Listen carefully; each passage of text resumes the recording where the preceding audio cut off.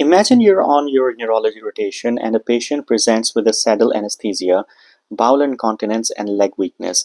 The attending asks, "What's the embryological basis of this cauda equina syndrome?" Your mind races to the spinal cord's development, how its structures formed, and why these nerve roots are so vulnerable. Welcome to our USMLE Step 1 review on the spinal cord development, where we will break down the embryology of the spinal cord, brainstem, cerebral cortex, and cranial nerve. This is a high-yield, clinically relevant material that will help you ace those Step 1 questions. On this slide, you see the neural tube, the foundation of our central nervous system. We will explore how it transforms into a spinal cord and beyond. For Step 1, embryology is all about patterns, alar versus basal plates, neural crest contributions, and we will make those patterns stick. Let's dive in and master this for the boards. The neural tube is the starting point for the entire central nervous system, and for USMLE Step 1, it's a must-know. By week 4, the neural plate folds and closes to form the neural tube, with the cephalic end becoming the brain and the caudal end forming the spinal cord. This closure is critical. Failure leads to defects like spina bifida, a Step 1 favorite. The neural canal seen here in this longitudinal view will become the ventricles and central canal. Neuroepithelial cells line the tube and are the progenitors of neural and ganglia. For Step 1, remember this timeline. Neural tube closure by day 28. If it doesn't close, you get anencephaly or myelomeningocele. Also know that folic acid deficiency is a risk factor for these defects. Boards love that connection. This slide sets the stage for how the spinal cord organizes itself, so let's move on to the next step, neuroepithelial proliferation. Let's zoom into the spinal cord's development. Neuroepithelial cells in the neural tube start proliferating rapidly, pushing outward to create two key zones, the intermediate and marginal zones. This cross-section shows how these zones form. The marginal zones on the outside will become white matter. Think about axons. The intermediate zones closer to the neural canal forms gray matter. Think about the neural cell bodies. The marginal zone also contacts the sclerotomal mesenchyme, which gives rise to the meninges, the protective layers of the spinal cord. For Step 1, know that the meninges can be affected in conditions like meningitis or spina bifida occulta, where the meningeal layers are exposed. The neural canal at the center will narrow into the central canal lined by ependymal cells. This proliferation sets up the spinal cord's architecture, so let's see how these zones differentiate into functional neurons next. Now that we have got our zones, let's talk differentiation. The intermediate zones is where neurons are born. These becomes the gray matter of the spinal cord, housing cell bodies of the motor and sensory neurons. The marginal zones, on the other hand, fills with axons, forming the white matter tracts that carry signals up and down the cord. The diagram shows the neural canal shrinking into the central canal lined by ependymal cells, which are neuroepithelial derivatives. For Step 1, ependymal cells are key. They produce cerebrospinal fluid, and tumors like ependymomas can rise from them, often in the central canal or ventricles. Also know that white matter tracts, like the corticospinal tract, are myelinated by oligodendrocytes, another neuroepithelial derivative. This differentiation is the foundation for the spinal cord's sensory and motor functions, which we will break down next with the alar and basal plates. Here's where it gets high yield for Step 1. The spinal cord organizes into alar and basal plates, separated by the sulcus limitans. This cross-section shows the alar plate dorsally. Think sensory neurons. These neurons receive input from the periphery and send axons to the brain, like in the spinothalamic tract. The basal plate ventrally is all about the motor neurons, which innervate skeletal muscles via myotomes. The sulcus limitans is your landmark. It's like the Mason-Dixon line for the spinal cord. For USMLE, this alar-basal distinction is critical not just for the spinal cord, but also for the brainstem, which we will cover later. A classic Step 1 question might ask, where are sensory neurons located? The answer, alar plate, dorsally located. This organization comes from signaling molecules like sonic hedgehog for the basal plate and BMP for the alar plate. Let's see how neural crest cells fit into this. The neural crest is a step 1 superstar, and in the spinal cord it gives rise to the dorsal root ganglia or DRG. These ganglia contain sensory neurons that extend axons in two directions, peripherally to the skin, forming dermatomes, and centrally to the alar plate in the spinal cord. This diagram traces that pathway. For USMLE, neural crest cells are a big deal. They also form Schwann cells, autonomic ganglia, and even melanocytes. Defects in the neural crest migration can lead to conditions like Hirschsprung disease or neurofibromatosis type 1. Both are testable. A classic question might be, what embryological structures forms the sensory neuron of the DRG or the dorsal root ganglia? Answer, neural crest. Knowing this sensory pathway, skin to DRG to alar plate, helps you understand spinal cord lesions like syringomyelia, which disrupt sensory tracts. Next, we will look at the roof and floor plates. The roof and floor plates are like the spinal cord's GPS, guiding its development. The roof plate dorsally and the floor plate ventrally closes off the neural tube and acts as a signaling centers. This 3D model shows their positions. The floor plate, influenced by the sonic hedgehog, promotes ventral structures like basal plate, while the roof plate, driven by BMP, supports dorsal structures like alar plate. For step 1, these plates aren't just structural, they are critical for patterning. Defects in signaling can lead to hollow prosencephaly or other midline anomalies. A high yield point, the floor plate also contributes to the formation of the notochord, which induces neural tube formation. Questions might ask about signaling molecules or midline defects, so keep sonic hedgehog and BMP in your back pocket. Now let's see how the spinal cord grows and positions itself in the body. As the fetus develops, the spinal cord's position changes, and step 1 loves testing this.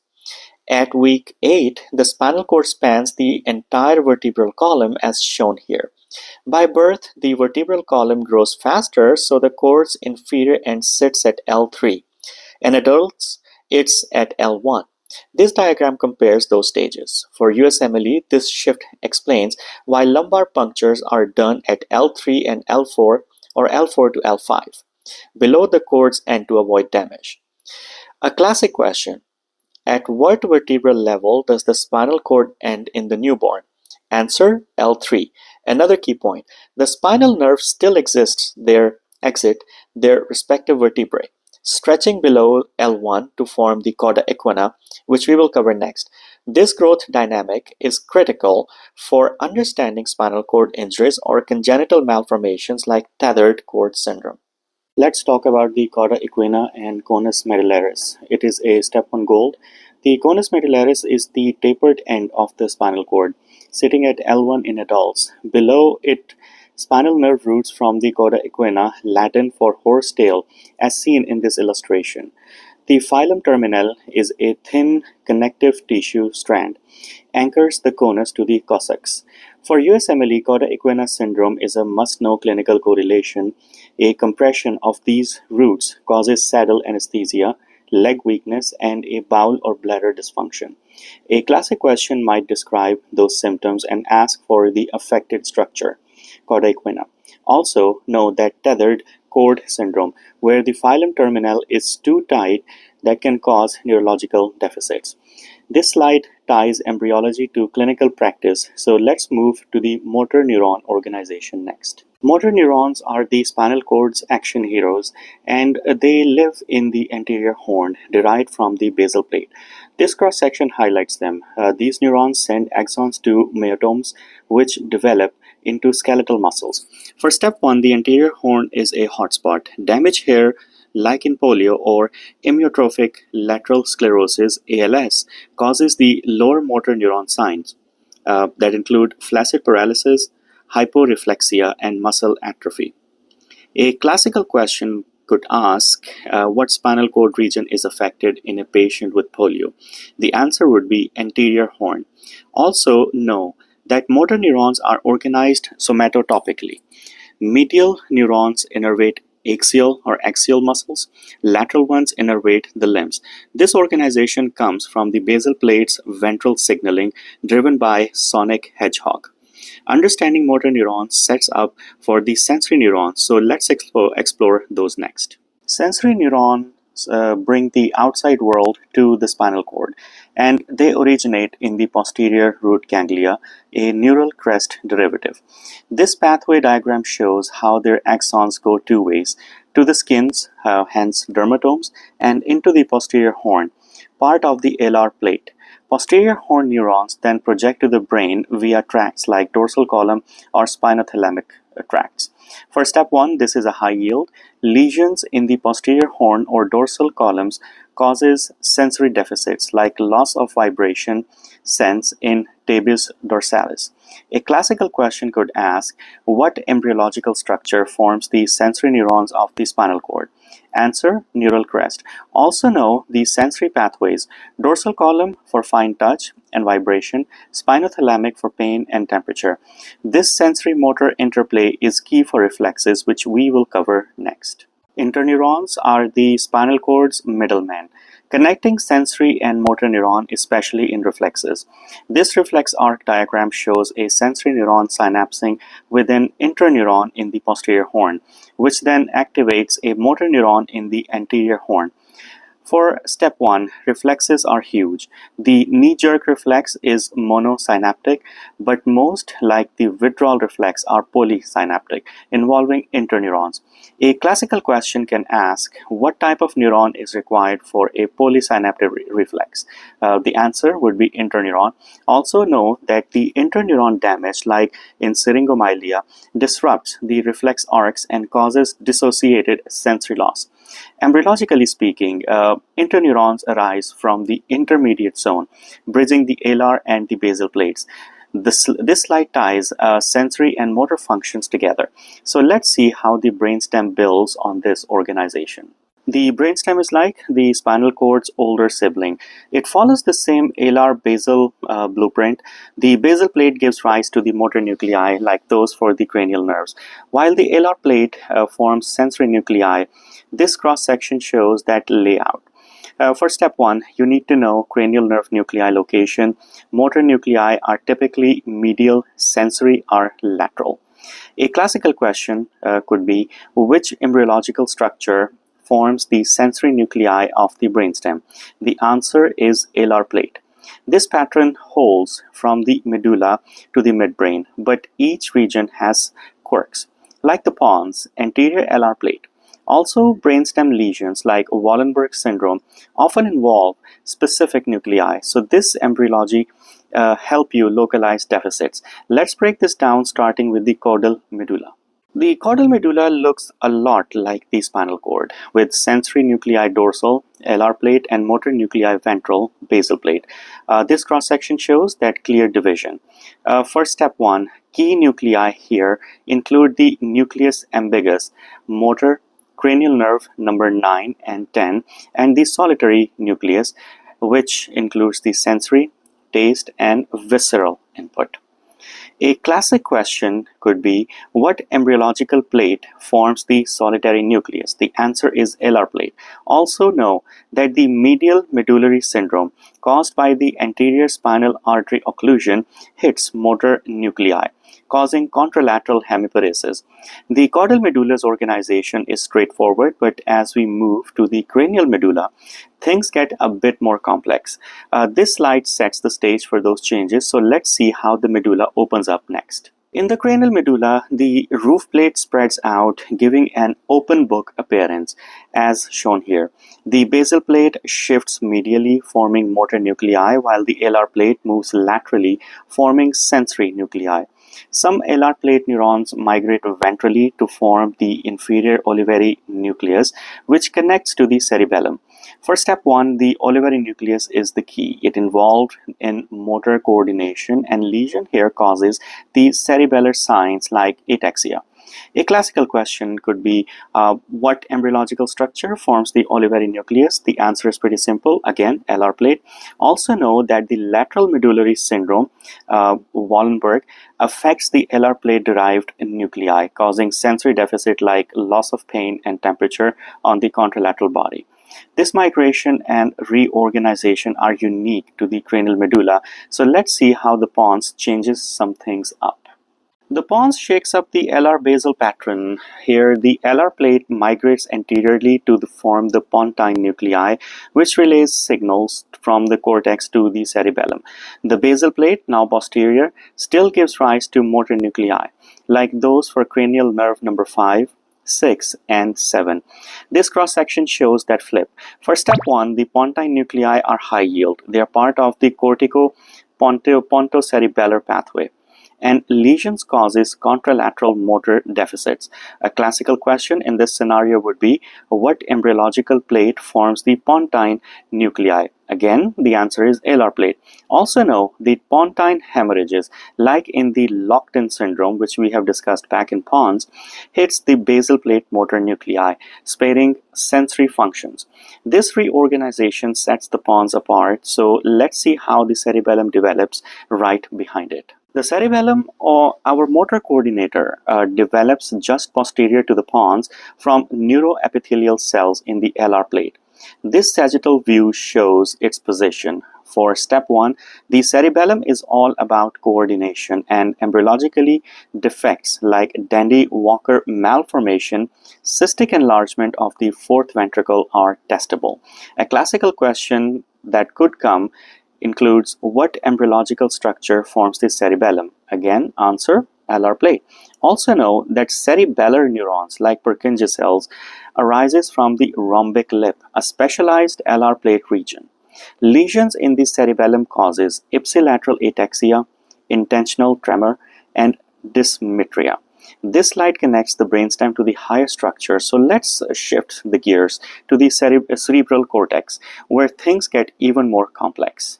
The cerebral cortex, our thinking cap, comes from the telencephalon, the most rostral part of the neural tube. The neural canal here forms the lateral ventricles connected to the third ventricle by the interventricular foramen. This diagram shows that ventricular system. For step 1, ventricular anomalies are the key. Obstructions of the interventricular foramen causes hydrocephalus, presenting with the macrocephaly in infants. A classical question, what embryological structure forms the cerebral cortex? Answer, telencephalon. Not alar plate this time, telencephalon. Also know that the telencephalon gives rise to the basal ganglia and hippocampus, both testable for their roles in the movement and memory. This slide sets up the cortical development. So let's explore how neurons migrate to form these iconic cortical layers. The cortical neurons don't just appear, they migrate. Neuron precursors near the ventricles replicate rapidly, and glial cells extend radial processes like highways for neurons to travel. This diagram shows the journey from subventricular zone to the intermediate zone, then the cortical plate, and finally the marginal zone. For step 1, this migration is critical. Defects lead to lissencephaly, a smooth brain with severe developmental delay, or schizocephaly with clefts in the cortex. A classical question would be, what process is disrupted in lissencephaly? The answer is neuronal migration. Also know that the radial glia are neuroepithelial derivatives, and their dysfunction can cause cortical malformation. This migration creates the cortex layered structure. So let's see how those layers specializes next. The cortex 6 layers are like a neuronal skyscraper, each with a specific job. Neurons stop at different points during the migration, forming layer 1 through layer 6. This histological image highlights them. For step 1, know that layer 4 receives sensory input, like from the thalamus, while layer 5 with pyramidal cells sends motor output to the spinal cord. A classical question, which cortical layer is most affected in thalamic lesion? Answer, layer 4. Also, cortical layer disorders, like in Alzheimer's, affect specific neuron types, causing memory deficits. Embryologically speaking, these layers arise from the cortical plate, with the marginal zones becoming layer 1. This specialization makes the cortex functional. So let's see how the brain lobes takes shape. The brain's lobes, frontal, parietal, temporal, occipital, and insular, form as the cortex expands. At 3 months, the cortex grows in a C shape as shown in this timeline. By 6 months, distinct lobes appear, and by 9 months, the brain looks like a mini adult brain. For step 1, lobe functions are high yield. Frontal for the executive function, parietal for sensory integration, temporal for memory and language, occipital for vision, and insular for emotion. A classical question: which lobe is affected in a patient with a visual hallucination? The answer is pretty simple: occipital. Also know that lobe malformations, like in holoprosencephaly, results from the Telencephalon defects. This slide shows how the cortex organizes spatially. Also, let's explore the corpus callosum, the brain's communication bridge. The corpus callosum is the brain's superhighway, letting the left and right hemispheres talk. It forms as neurons from one cortex migrate to the other, becoming defined by 6 months. This coronal section shows its structure. For step 1, agenesis of the corpus callosum is a key condition. Patients may have seizures, developmental delay, or midline defects. A classical question would be: what structure is absent in a patient with agenesis of the corpus callosum? Answer: corpus callosum, of course. Also know that callosal lesions, like in stroke, cause disconnection syndrome, like inability to name objects in the left visual field. This embryological process ties the cortex together, so let's see how gyri and sulci give the brain its wrinkled look. Gyri and sulci, the brain's folds and grooves, increases the surface area for more neurons to develop. They form near term, becoming evident by 9 months, as shown in this fetal versus adult brain comparison. For step 1, abnormal folding is testable. Polymicrogyria with too many small gyri causes epilepsy, while lissencephaly with no gyri causes severe developmental issues. So a perfect balance has to be hit. A classic question: what embryological process is disrupted in polymicrogyria? Answer is gyri formation. Also know that gyri, like the pre-central gyrus motor and post-central gyrus sensory, are functional landmarks. This slide completes the cortex story, so let's shift to the olfactory nerve, our final embryological stop. Cranial nerve number 1, the olfactory nerve, is unique. It's all about smell. Neurosensory cells in the nasal cavity synapse with the olfactory bulb, an extension of the frontal lobe. Axons then travel via the olfactory tract to the brain, as shown here. For step 1, anosmia, loss of smell, is a key clinical correlation seen in trauma, tumors, or Kallmann syndrome, which also involve hypogonadism. A classical question: what structure is affected in a patient with anosmia after the head trauma? Answer: olfactory nerve or bulb. Also know that the olfactory bulb is Telencephalon derived, tying it to our cortex discussion. This slide wraps up our embryological journey, so let's summarize the key points for step 1 in the next slide. Now let's bring it home for USMLE Step 1. The spinal cord's alar plate, sensory, and the basal plate, motor, separated by the sulcus limitans, are your foundation. Know their roles and clinical correlation, like cauda equina syndrome. The brainstem follows suit with alar-derived sensory nuclei and the basal-derived motor nuclei, but watch for quirks like the pons, anterior pontine nuclei. The cerebral cortex from the telencephalon forms via radial migration, creating specialized layers and lobes. Lissencephaly and agenesis of the corpus callosum are testable defects. Finally, the olfactory nerve ties smell to the frontal lobe. This table summarizes it all. For step 1, practice questions on neural tube defects, cranial nerve nuclei, and cortical malformation. You've got this. If you found this helpful, please like and subscribe for more USMLE prep content. Keep studying smart.